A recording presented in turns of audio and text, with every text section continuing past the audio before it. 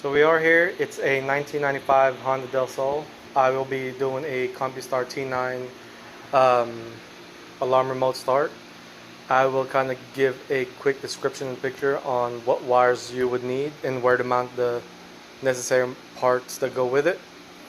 Let's go ahead and tear it apart. On these Del Sols, you only have one screw right here and another right there, and there will be clips that kind of just hold the top part. All you gotta do is push it this way once you get the screws out, or pull it this way. Other than that, you have to get this out to get to the parts and the wires that you need.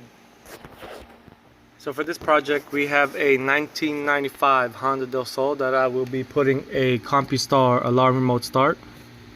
To get you started, you will need the power, which is the ignition, starter, accessory, and 12 volt, which this big plug right here and the big plug right here, which is what I'm holding. Those are the first four that you will need. This vehicle does not have power door locks, so I will not be hooking those up. Once I get the power stuff situated, I will go ahead and do the parking light, the door trigger, and the siren, along with the brake switch. So other than that, there's not really much into this type of car since it's pretty basic. So I will go ahead and start that, but make sure you put the ground in first, which I don't usually put back that metal piece that's in front of it. So I will use one of the mounting holes as a ground, which is a perfect ground source. That will leave me some opening to mount the unit as well. Other than that, I will go ahead and do that and record it after it's all done, so you can kind of get to see what it looks like. I did have to take off the fuse box to get to the clutch switch. So next video you'll see all that will be hooked up, and I will point out what wires and color you need, and we'll go from there. So the first thing you'll do is get the power, which is this big thick wire right here. Like I said, it was this plug. It'll be this thick wire, and this would be the starter. So I'll go ahead and do that and show you what it looks like. First thing you need to do is ground it. I ended up using the other side where that metal bracket is held by a bolt. That's my ground.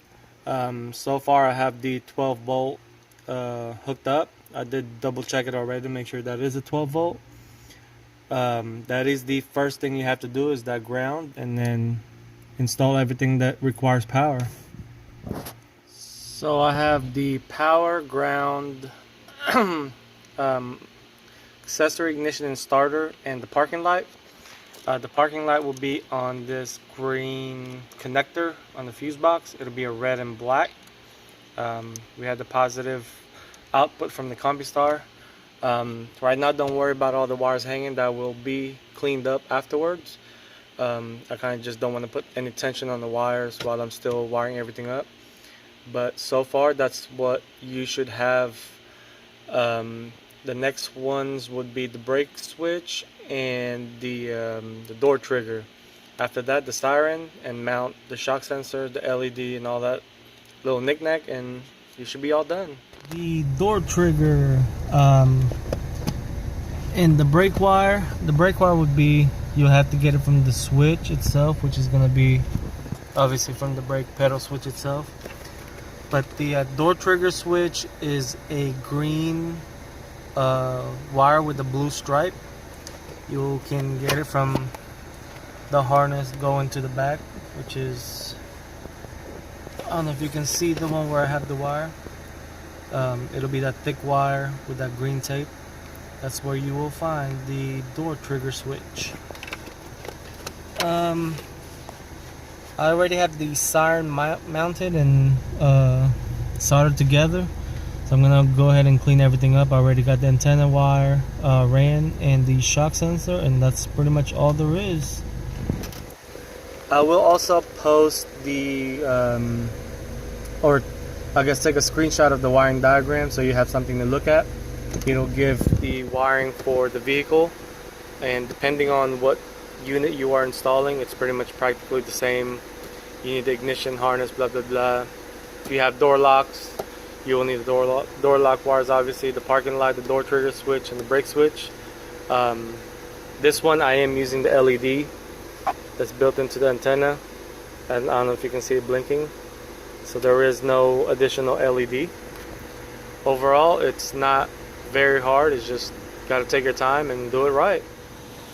It's pretty much all done. It's remote started. This is how I kind of check it ahead of time and just remote start it while I'm zip tying everything. That's pretty much everything. There's no hanging wires. Everything's zip tied together.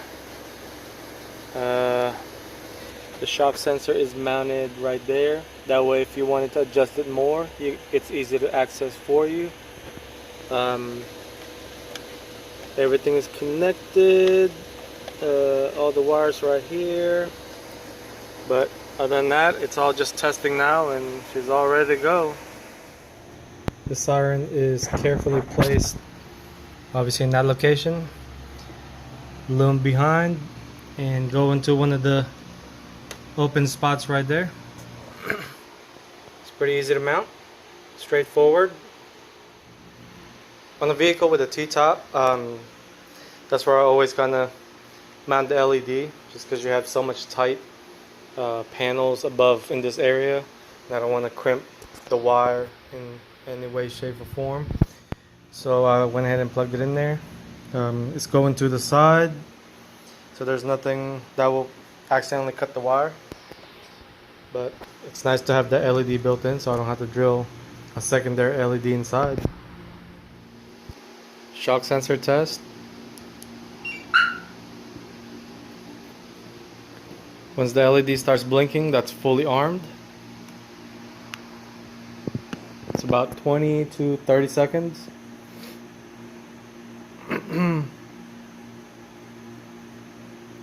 Shock sensor is set to 4. Sensitivity, it goes all the way up to 10. But 4 is kind of the sweet spot that they recommend to put. There you go, that's fully much armed. Somebody hit it.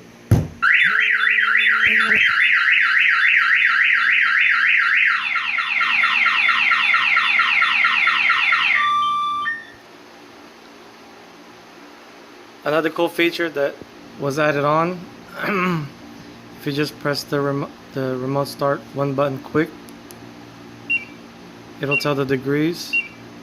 Press it again, it'll tell the voltage.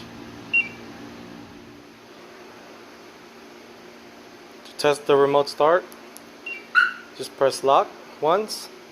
For the remote start, you press the key symbol and just hold it for a few seconds until you hear a beep. Let go.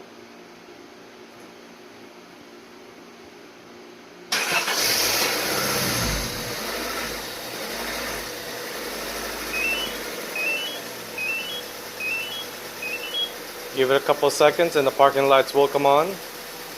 It'll give you a notification, 15-minute runtime, and it'll run for 15 minutes, and if you do not leave, the vehicle will shut down. And if you step on the brake, the vehicle will shut down without the key in the ignition.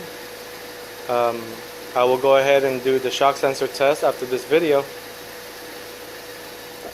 Okay, to get in, it's already this arm. Let's see. Let's press the unlock key.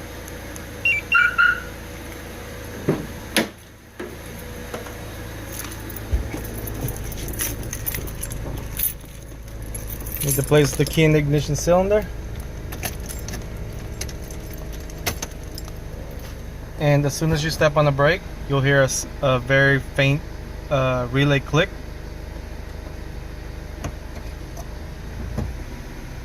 That's basically the key taking over without the vehicle shutting off. If you do not insert the key, the vehicle will shut down as soon as you step on the brake.